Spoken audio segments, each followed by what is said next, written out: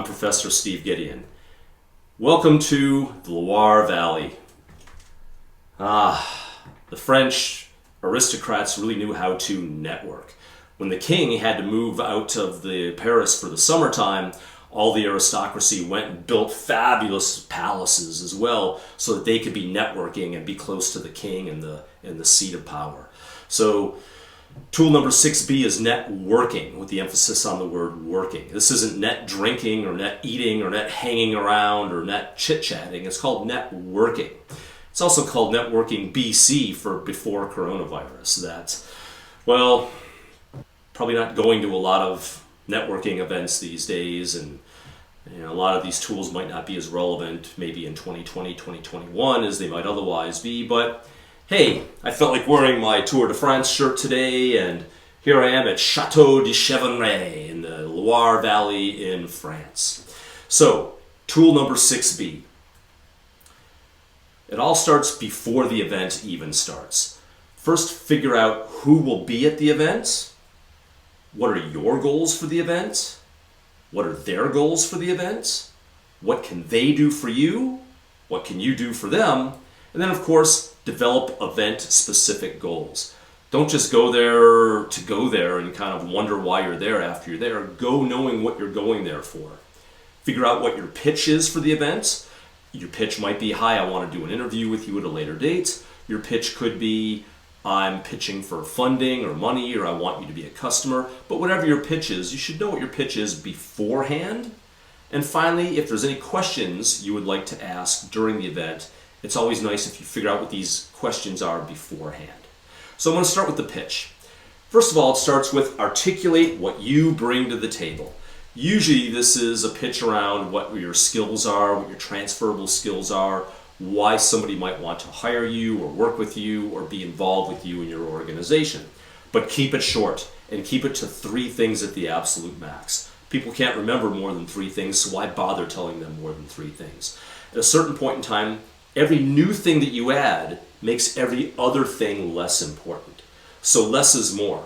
Saying that I'm really good at 2 things, they'll remember those. Saying that you're good at 7 things, they forget what you're talking about. And number 7 can't possibly be as important as number 1, 2, and 3. So don't add anything beyond number 3.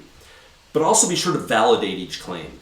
Don't say, I'm a natural leader when you're 20 years old. Say, I'm a leader as proven by, I was captain of my hockey team, or I was president of the student union, or something like that.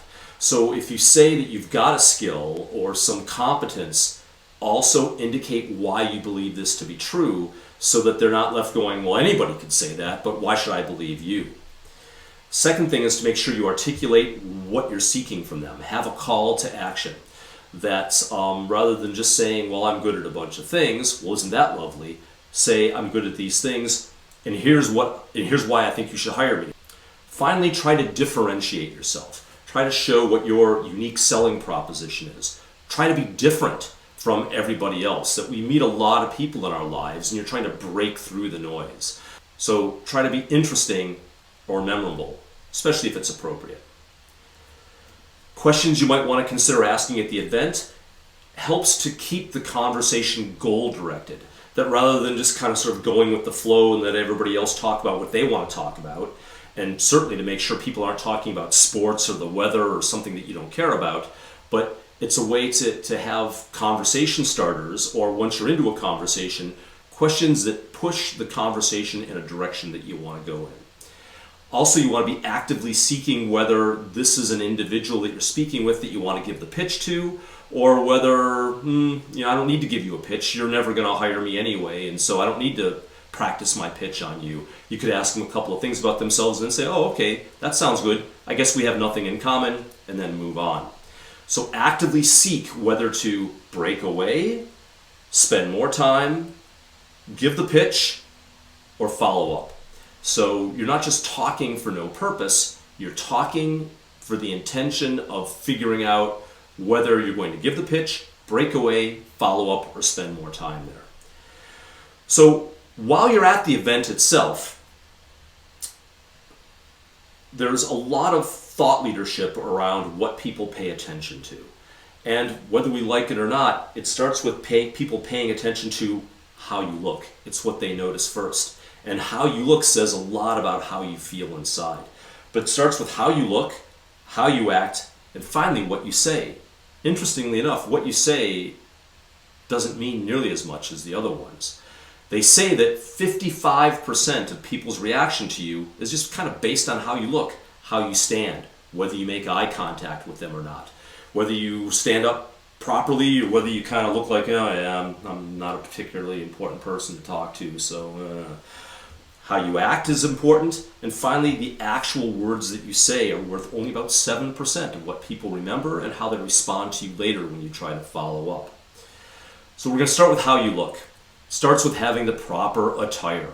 It helps build your own confidence, and you kind of want to fit in. You don't want to be overdressed or underdressed. Certainly you wouldn't want to wear a Tour de France t-shirt when you're going to a networking event that everybody else is wearing a suit and tie to. Also you don't want to be kind of scantily clad if everybody else is in formal attire. So try to figure out what the dress code is before you go, and try to get at least the average or maybe even above average dress code. You rarely offend people by looking too good.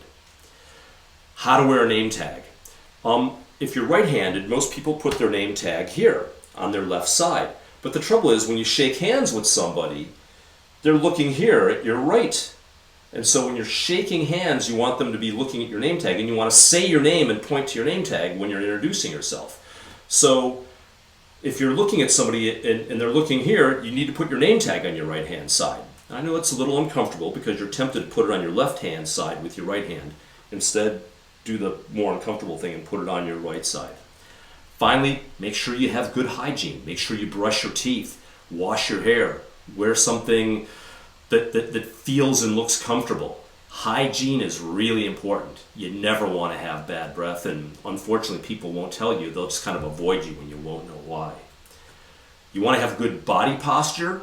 Your body language, your body language, your eye contact says a lot about how you feel inside.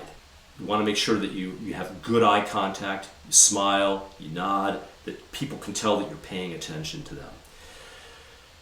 Never eat or drink too much, and be very cautious about eating and drinking at all at these events. I remember one time I asked, it was actually the French ambassador. I asked the French ambassador, how do you eat and drink at these events? And he said, I don't eat and drink at these events. I provide food and beverage so you eat and drink so that I can talk. I don't get paid to eat and drink. I get paid to talk. I go to McDonald's afterwards. This had a big impact on me. I almost never eat at any of these events because if I'm networking, I want to be talking. And it's very difficult to talk and eat and have something in one hand and food in the other hand, and now you're like, how do I eat with this, and how do I shake people's hands or take notes? And it's just not a good networking look. And trying to set things down and then you lose them is just more trouble than it's worth. Eat beforehand or eat afterwards. And again, this is networking. If you're just there to have a good time, then that's not really networking. You're just kind of sort of net drinking or net eating. And again, never drink too much. You can tell this is before COVID with the handshake. Actually, I have to say, I've been trying to give up the handshake for many years. My wife has an immunity disorder, and I've always been surprised that when people try to shake my hand, that I say, "Oh no, I'm sorry." They get offended at me. Great, I've seen people sneeze into their hand and then say, "Oh, Professor Gedeon, how are you doing?" I'm like, "Oh, don't do that." So I'm kind of glad the handshake has gone away. But if you are going to do a handshake, have a good, solid, firm one, and maybe practice that beforehand. Finally, what you say.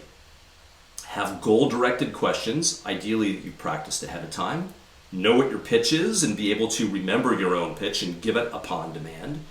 Practice active listening, which we talked about in Tool 6A. Repeat what people said, use their names back to them, mirror and reflective active listening skills. Helps to be aware of current events.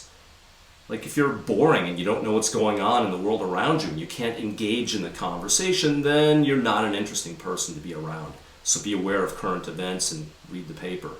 Try to refrain from controversy.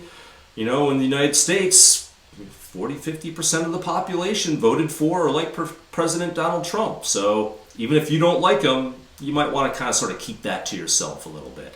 So try to be wary of controversy, especially at a networking event. And as my wife, the lawyer, likes to tell me, less is more. That's you're often trying to ask a question, find out whether to give your pitch or not, find out whether to follow up or not, but then you don't want to do too much of the talking. Let other people do the talking because you're seeking information usually. And then again, you're seeking information to find out, should I ask a question, a specific question? Should I give my pitch? Should I break away? Should I follow up? And so if you're doing most of the talking, you're not doing most of the listening or learning. Okay, the break-in. Try to look for one person on their own or 3 or more people talking.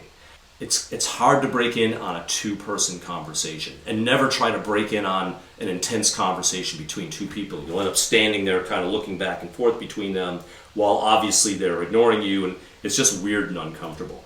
So if it's one person, it's really easy. Just walk up to them and start talking, and then they kind of have to be in a conversation with you. Trouble is, it's hard to break away from a 1-person conversation. A 3 or a 4-person conversation, you can just kind of sort of melt away if you lose interest or if it's not a particularly good conversation for you. Try to use good body language, invite other people to join your group. So if you've got 5 people standing in a circle and somebody's kind of trying to break in, be polite, step aside and let them move in. You appreciate it when other people let you break into their conversation, so reciprocate and practice good behaviors. And also, if you let other people into your group, that kind of sort of gives you a natural way to kind of let them in and say, oh, hi, my name's Steve, or something like that. You might want to think about having a couple of opening lines. You don't have to. It depends on how confident you are, how gregarious you are, or maybe whether you're shy. Here's an important thing. If you have a difficult name to pronounce, then make sure you say your name clearly and show your name tag. And try to come up with a way to remember your name. So for me, I'd say, hi, my name's Steve Gedeon. It's kind of like the Bible, but spelled differently. Then they can remember, oh, okay, Gedeon, the Gedeon Bible. Your name's Steve Gedeon. Oh, it's spelled a little bit differently. But if you've got a difficult name, make sure you pronounce it, maybe not the way your parents call you, but maybe the way that other people can remember it. So I have a friend whose name is François Dumont. He is French, François Dumont. But people can't remember that. They can't parse it, or Région. What? Région. Well, if you're French and you're a native French speaker, then François Dumont or Roger René makes sense. But if not, he has to call himself Francois Dumont. Francois Dumont, or my parents call me François Dumont. So, if you want people to remember your name, you have to make it easy for them. It's nice to have a mnemonic of some sort. So my buddy Alif says, hi, my name's Alif, kind of like a leaf. It's A-L-I-F, but it's like a leaf, like a leaf on a tree. It's like, oh, okay, I can remember that. Or something that rhymes with it. So, people can't remember your name. They get embarrassed after a while and they quit talking. Finally, there's the breakaway. People respect active networkers. You don't have to be stuck in a conversation all night long because you kind of don't know how to get out of it. You can always just say, well, thank you very much. This is a networking event. It's time for me to move on. Exchange cards or whatever you're going to do if you're going to follow up, and then break away. It's always harder to break away from a single person, but again, you're there to network and people respect that. I remember I was at a venture capital conference one time. I was in a room of close to 400 people. I met virtually every single person in a 2-hour meeting. They were great at networking. Hi, my name's Steve Gedeon. This is the portfolio targets I'm looking for. This is the kind of deals I'm looking to do. This is the geographic territory I work in. Do you have deal flow or do you want to work together? No? Thanks very much. It was nice meeting you.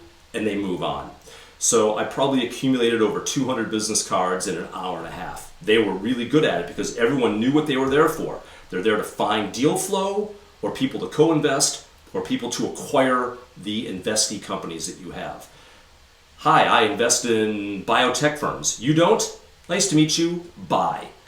And people respect that. Finally, post-event, be sure to follow up.